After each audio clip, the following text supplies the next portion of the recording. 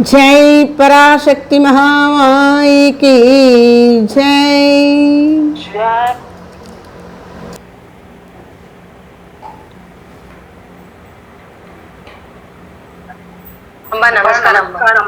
அம்மா நமஸ்காரம்.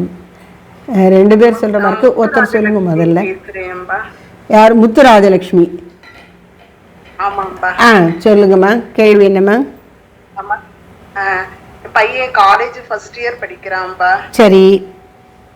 அவனுக்கு என்னைய விட நிறைய விஷயங்கள் தெரிஞ்சிருக்கு. சரி. நம்ம கடவுள், இந்து மதம், அதுகளை பத்தி எல்லாமேவும்.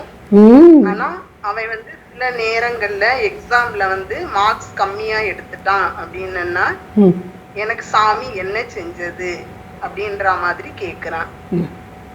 அதுக்கு என்ன பதில் நான் சொல்றது அப்படின்றதே எனக்கு தெரியல. சரி, இந்த இடத்துல நாம அவனுக்கு என்ன சொல்லணும் அப்படின்னா, நம்ம இறை வணக்கம், இறை வழிபாடு செய்து மனதை அமைதியாக வைத்துக்கொண்டு அப்புறம் நம்ம கண் முன்னாடி இருக்கக்கூடிய காரியத்தில் கருத்தை செலுத்தணும். கடவுளை கும்பிடுறேன்னு சொல்லி மனசு வேற எங்கேயோ இருந்தால் காரியத்தில் கோட்டை விட்டுருவோம். அப்போ இவன் இறை வழிபாடு நல்லா பண்ணியிருக்கிறான். ஆனால் பரீட்சை எழுதும்போது பரீட்சையில் கவனத்தை அந்த கேள்வியை புரிந்து கொண்டு அதுக்கு பதில் சொல்கிறதுல தானே செலுத்தணும். கடவுள் கேள்வி வடிவில் என் முன்னாடி இருக்கும்போது நான் பதில் வடிவில் தான் அவர்கிட்ட பேசணும். அதனால் காரியத்தில் கருத்து செலுத்துறதுக்கு அவனை பழக்குங்க. மனசை ஃபோக்கஸ் பண்ண சொல்லுங்கள். அதுதான் அவனுடைய பிரச்சனையாக இருக்கணும். அவனுக்கு புரியுதோ இல்லையோ, அதனால் ரொம்ப மென்மையாக சொல்லலாம். கடவுள் ஒன்று கைவிடலடாக்கன்னா நீ கவனத்தை உன் கண் முன்னாடி இருக்கிற கடமையில் செய். சாமி சொல்லுவாங்க, ஒரு ஏழையின் முன்னால் கடவுள் உணவாக இருக்கிறார். அவனுக்கு பசியும் போது நீ வேதாந்தத்தை பேசினா அவனுக்கு ஒன்றும் அது புரியாது, தேவையும் இல்லை. எனக்கு வயிறு பசி கிள்ளுது, நீ சோறு கொடு அப்படிங்கிறான். அப்போ நீங்கள் கடவுளுக்கு எப்படி பூஜை பண்ணுவீங்க? சாப்பாடை கொடுக்கணும் அந்த பசியோடு இருக்கக்கூடிய ஏழைக்கு. அது மாதிரி அந்தந்த நேரத்தில் நாம் என்ன கடமை செய்யணுமோ அந்த வழியில் கடவுள் நம்முன் இருந்து நம்முடைய கவனத்தை கேட்கிறார். இந்த ரகசியத்தை புரிந்து கொள்ளணும் இளைஞர்கள். அதை கோட்டை விட்டுட்டு கடவுள் என்னை கைவிட்டுட்டாரேன்னு கடவுள் மேலே கோச்சிக்கவே வேண்டாம். அதனால் நம்ம ஃபோக்கஸ் பண்ணணும். மைண்டை நம்ம முன்னாடி இருக்கக்கூடிய நம்முடைய கடமை காரியம், நம்ம செய்ய வேண்டிய காரியம் என்னவோ அதில் ஃபோக்கஸ் பண்ணுறதுக்கு நீ பழகுக்கண்ணா. அதுக்கு நீ ப்ரே பண்ணு, என் மனசுக்கு அந்த ஃபோக்கஸ் கொடுப்பா அப்படின்னு சொல்லிட்டு நீ திரும்ப இதை செஞ்சிடு. ஃபோக்கஸ் பண்ணக்கூடிய சக்தி எனக்கு கொடுன்னு கடவுள்கிட்ட சொல்லிக்கிட்டே நீ நேரம் முழுசும் போக்கக்கூடாது. இல்லை, ஒரு நிமிஷம் ப்ரே பண்ணிவிட்டு அப்புறம் நீ கொஸ்டின் தானே பார்க்கணும். இப்போ நீ எக்ஸாம் ஹாலில் இருக்கிறான், அப்போ என்ன செய்யணும்? கொஸ்டினை வாங்கின உடனே ஒரு நிமிஷம் கண்ணை மூடி கும்பிட்டுட்டு, கடவுளே நான் இந்த பதிலாக நான் இந்த கேள்விகளுக்கெல்லாம் பதில் எனக்கு தெரியணும், அது நினைவுக்கு நான் எழுதணும் அப்படின்னு ஒரு நிமிஷம் ப்ரே பண்ணிவிட்டு அப்புறம் கொஸ்டினை பார்க்க வேண்டியது தானே. அதனால பயம் இல்லாமல் இருக்கணும். முதல்ல ஃபோக்கஸ் பண்ணணும். ரெண்டாவது பயப்படக்கூடாது. சாமியை கும்பிட்டுட்டு பயத்தை வச்சுக்கிட்டே சில பேர் இருப்பாங்க. பயத்தை பிடிச்சிக்கிட்டே சாமியை கும்பிட்டுக்கிட்டே இருப்பாங்க. அப்படி இல்லை, சாமியை வணங்கினாலே அதனுடைய அர்த்தம் என்னென்னா பயத்தை விட்டுறணும். அதனால் பயப்படாமல் இருக்க சொல்லுங்கள். ஏன்னா பயம் நினைவாற்றலை குறைச்சிடும். பயப்படாமல் இருக்க சொல்லுங்கள். நான் சாமியை கும்பிட்டுருக்கேன், எனக்கு சாமி எனக்கு மனத்தெளிவை கொடுப்பார், நான் நல்லா செய்வேன் அப்படின்னு மனசில் ஒரு உறுதியை வரவழைத்து கொண்டு காரியத்தில் கருத்தை செலுத்திடணும். அப்போ நீ கடவுளை என்னை மறந்துட்டியே, கடவுள் என்னை மறந்துட்டியடா அந்த எக்ஸாம் எழுதும்போது அப்படின்னு கேட்க மாட்டார். அப்போது இப்போ நம்ம கடவுளை வணங்கணும், அதை தொடர்ந்து நம்முடைய காரியத்தில் கருத்தை செலுத்தணும். ரெண்டாவது, கடவுளை வணங்கினுடைய அடையாளமாக மனசுலேருந்து பயத்தை விட்டுறணும். இது ரெண்டும் பண்ண சொல்லுங்க. நிச்சயமாக உங்கள் பையனை பீட் பண்ணிக்க யாருமே வரமாட்டான். ஃபோக்கஸ் பண்ண தெரியணும், பயப்படாமல் இருக்கணும். அந்த ரெண்டையும் எனக்கு கடவுள் கொடுப்பார்னு நம்பணும். அதை செய்ய சொல்லுங்க, அவன் நிச்சயமாக ஜெயிப்பான். சரியாம்மா? நன்றியம்மா. அடுத்த கேள்வி இருந்தால் கேட்கலாம். நமஸ்காரம் அம்மா. அம்மா நமஸ்காரம். சொல்லுங்க. கம்பராமாயணத்தில் வாலி வதைப்படணும், அதில் ராமபிரானுக்கும் வாலிக்கும் இடையிலான அந்த சம்பாஷணை, அதை பற்றி ஒரு பெரியவர்கள் உரை நிகழ்த்தும் பொழுது மனிதர்கள் உணர்வு வயப்படும் பொழுது அவர்கள் விலங்குகளாகின்றனர். விலங்குகளும் மறைநெறி சார்ந்து வாழும் அந்த ஒரு நிலை கொள்ளும் பொழுது அவர்கள் மனிதர்களாகின்ற மேல்நிலை அடைகின்றனர் அப்படிங்கிற ஒரு பொருளை சொன்னாங்கம்மா. அதுல உணர்வு வயப்படுதல் அப்படிங்கறது சரியா இருக்குமா, உணர்ச்சி வயப்படுதல்? நீங்க சொல்லும் பொழுதே நான் அதான் நினைச்சேன், உணர்ச்சிங்கிறது அங்க சரியா இருக்கும். ஏன்னா உணர்வுங்கிறது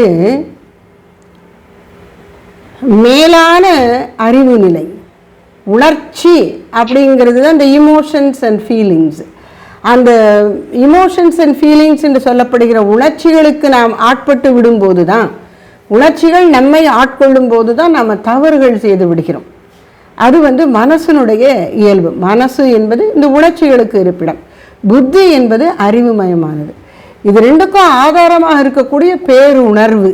அதனால உணர்வு மயம் என்பதை விட உணர்ச்சி வசப்படும் பொழுது அப்படின்னு சொல்லுவது தான் சரி. உணர்ச்சி வசப்படும் பொழுது ஒருவன் விலங்கு நிலைக்கு இறங்கி விடுகிறான். அதிலிருந்து விடுபட்டு அறிவு வேலை செஞ்சு ஆண்டவன் அடையும் பொழுது அவன் பெருநிலை அடைகிறான் என்று சொல்லுவது சரி. அங்கே உணர்ச்சி என்பதை தான் அவர் குறிப்பிட்டிருக்கிறார். அந்த சூழ்நிலையிலிருந்து நாம் அப்படித்தான் முடிவுக்கு வர வேண்டியிருக்கிறது. நன்றிங்க அம்பா. இன்னொரு ஒரு விளக்கம் அம்பா. இன்றைக்கு நீங்கள் கற்றுக் கொடுத்த அந்த மகாகவி பாரதியினுடைய பாடலில் அன்னையினுடைய வியாபகத்தன்மையை ஒவ்வொரு படிநிலையாக சொல்லியிருக்கின்றார். அத்துவாக்கள் வழி சொன்னீங்க, அதற்கப்புறம் அண்டம், அதற்கப்புறம் ஆதியும் ஜோதியும். இதே போல உயிர்கள் ஒவ்வொரு படிநிலையாக கீழே இருந்து வேலை செய்யும். அந்த மாதிரியான பக்தி, ஒழுக்கம், அறநெறி சார்ந்த பாடல்கள் மகாகவியினுடையது அந்த மாதிரி ஒரு கற்றுக் கொடுத்த ஒரு கற்றல் இருக்கும் பாடல் எங்களுக்கு சொல்லிக் கொடுக்கும். இப்போ நம்முடைய பெரியவர்கள் எல்லாருமே இந்த, அதாவது நாம் கடவுள்கிட்ட இருந்து தான் வந்திருக்கோம், திரும்ப கடவுள்கிட்ட தான் போக போகிறோம். அந்த இடைப்பட்ட சூழ்நிலை, அந்த பயணத்தை தான் வாழ்க்கைன்னு சொல்கிறோம். இதுதான் நம்முடைய பெரியவர்கள் எல்லாம் நமக்கு எடுத்து சொல்லியிருக்கிறார்கள். சாதாரண வாழ்க்கை சூழல்களை சொல்லும் பொழுதும் கூட இதைத்தான் அவர்கள் நமக்கு உணர்த்தி இருக்கின்றார்கள். பாரதியாருடைய பாடல்கள் எல்லாம் ஏதேனும் ஒரு வடிவில் இந்த மாதிரி தான் இருக்கும். நான் பெரும்பாலும் இந்த மனதினுடைய தன்மையை சொல்லி இந்த மனசை சரிப்படுத்தி நாம் இறைவனை நோக்கி திருப்புவதற்கு என்ன பண்ணுறது அப்படிங்கிற மாதிரி உள்ள பாடல்களை அதிகம் விரும்பி படிச்சிருக்கேன். அப்புறம் இறைவனும் இந்த ஜீவனும் எப்படி உறவாடுகிறார்கள்ங்கிறத சொல்லியிருக்கிற அந்த கண்ணன் பாடல்களை ரொம்ப ரசிச்சிருக்கேன். கண்ணன் பாட்டு அதெல்லாம் பார்க்கும்போது நீங்கள் சொல்கிற அந்த இதெல்லாம் நமக்கு கிடைக்கும். அதாவது வாழ்க்கை பயணத்தில் ஜீவன் இறைவனோடு செல்கிறான், இறைவன் என்னோடு வருகிறான்ங்கிறத உணர்வான் அவனுடைய பக்குவத்துக்கு ஏற்ப. அதெல்லாமே நமக்கு அந்த பாரதியார் பாடல்களில் நமக்கு கிடைக்கிறது. எனக்கு என்னென்னா இந்த கண்ணன் பாட்டு ரொம்ப அருமையாக இருக்கும், ஆனால் கொஞ்சம் பெருசாக இருக்கும். அதனால நமக்கு சொல்கிறதுக்கு நான் கொஞ்சம் சின்ன பாடல்களாக தான் தேர்ந்தெடுத்தால் சரியாக இருக்கும்னு நினைக்கிறேன். பெரிய பாடல்கள்னா ரொம்ப தொடர்ந்து அதை பற்றி சொல்கிற மாதிரி வரும்.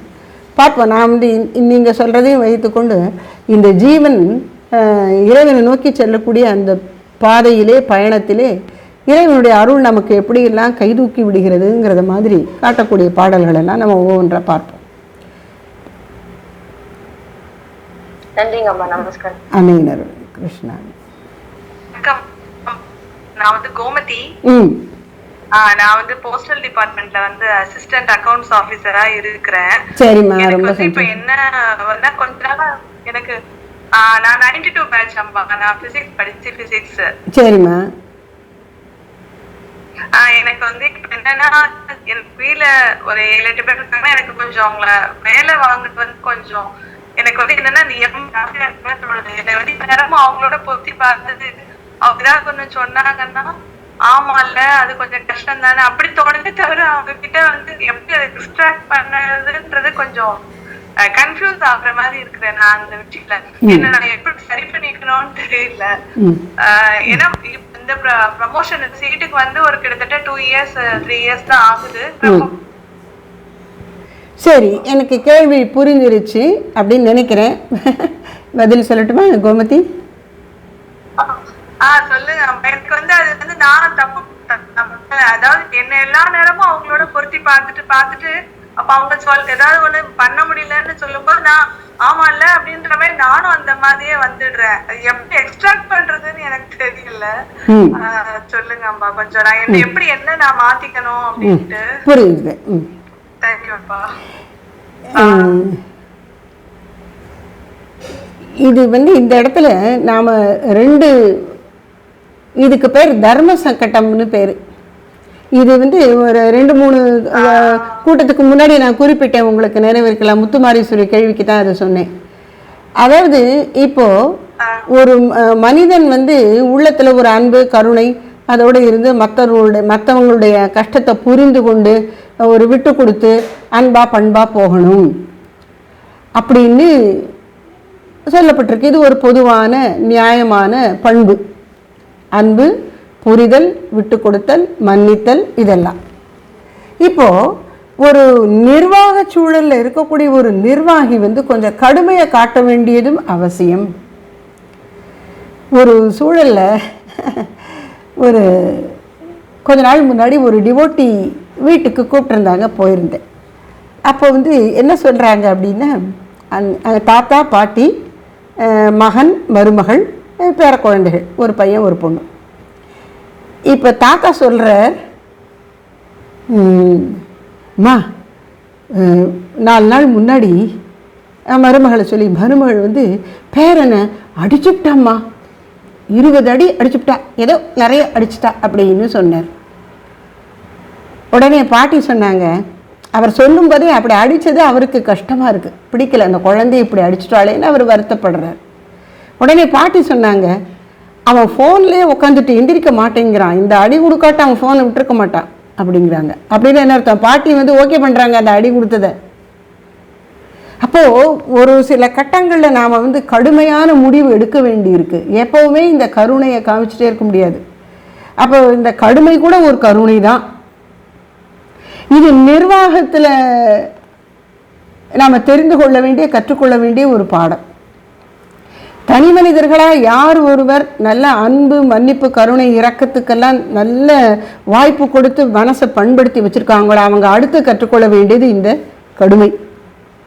யார் கடுமையாக இருந்து நிர்வாகியாக இருந்துட்டாங்களோ அவங்க மனித உறவுகள் நல்லா இருக்கணும், இனிமையாக இருக்கணும்னா இந்த கரிசனம், மன்னித்தல், அதை கற்றுக்கணும். அப்போ இப்போ நீங்கள் வந்து கொஞ்சம் சரி சரி அதெல்லாம் சரிதான் இல்லைங்களா, ஆனால் நீங்கள் காரியத்தை செஞ்சு கொடுக்கணும், எனக்கு இத்தனை மணிக்கு வந்துடணுமா, அவ்வளோதான். இந்த ஏதோ ஒரு டைம் டெட்லைன் ஃபிக்ஸ் பண்ணிவிடுங்க, இதுக்குள்ளே எனக்கு நீ முடிச்சு கொடுக்கணுமா, உங்களுக்கு கஷ்டம் தான் நான் ஒத்துக்கிறேன், ஏதாவது உதவி செய்யணும்னா அதை சூழல் மாற்றுவதற்கு ஏதாவது செய்யணுமா செஞ்சிடுறேன், ஆனால் எனக்கு வேலை முடிஞ்சு வந்துடணும், டேபிளுக்கு எனக்கு இந்த நேரத்தில் வந்துடணும் அப்படின்னு நீங்கள் சொல்லத்தான் வேணும், வேறு வழி கிடையாது. இல்லைன்னா உங்களுக்கு ஹையர் அஃபீஷியல் உங்களை கேள்வி கேட்டுருவாங்க, ஏன் நீ அதை முடிச்சு கொடுக்கலன்னு கேட்டுருவாங்க, நீங்கள் உட்காந்து செஞ்சுட்டு இருக்கவும் முடியாது. அதனால நாம் வந்து இந்த இடத்துல கொஞ்சம் இப்போ அன்பு, கருணை, மன்னிப்புங்கிறது சாமானிய தர்மம். காரியத்தில் கரெக்டாக இருந்து அவங்கள்ட்ட அதை வாங்கிடணுங்கிற அந்த கடுமை வந்து விசேஷ தர்மம். நீங்கள் அந்த விசேஷ தர்மத்துக்காக சாமானிய தர்மத்தை கொஞ்சம் ஒதுக்கி வச்சுக்கணும். தற்காலிகமாக அந்த கருணை இரக்கத்தை தற்காலிகமாக ஒதுக்கி வச்சுட்டு கடுமையை காட்டி காரியத்தை வாங்கிட்டு அப்புறமா அவங்கள பாராட்டுங்க, காரியத்தை முடிச்சப்பறம் பாராட்டுங்க, முடிக்கிற வரைக்கும் கடுமையாகவே இருங்க. அப்படி தான் நம்ம பண்ண முடியும். சரி, முயற்சி பண்ணி பார்ப்போம். எல்லாருமே இப்படித்தான். ஆரம்பத்தில் நான் காலேஜுக்கு பிரின்ஸிபலாக வந்த புதுசில் இதே மாதிரி என்னை சொல்லுவாங்க, நீங்கள் வந்து வேண்டிய அளவு ஸ்ட்ரிக்டாக இருக்க மாட்டேங்கிறீங்க அப்படின்னு சொல்லுவாங்க. நீங்கள்லாம் இதை ஒத்துப்பீங்களான்னு எனக்கு தெரியல. அவங்க எனக்கு இப்படி ஒரு கமெண்ட் எனக்கு வந்திருக்கு, நீங்கள் ஸ்ட்ரிக்டாக இல்லை. கண்டிப்பா நாங்கெல்லாம் எங்களை பார்க்கும்போது வந்து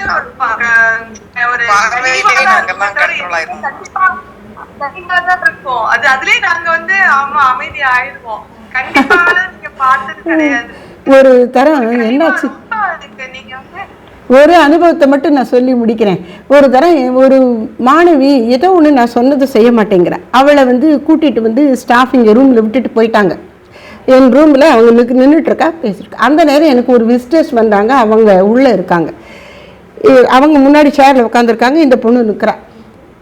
அவள்கிட்ட நான் பேசிகிட்டு இருக்கேன், நடுவில் இவங்கள்ட்ட கொஞ்சம் பேசிக்கிறேன், 3/4 மணி நேரம் அவள் நிற்கிறேன், நான் சொன்னதை கேட்க மாட்டேங்கிறேன். நானும் அவள்கிட்ட விடாமல் ஆர்கியூ பண்ணி அவளுக்கு எப்படியாவது புரிய வச்சு செய்ய வைக்கணும்னு நினைக்கிறேன்.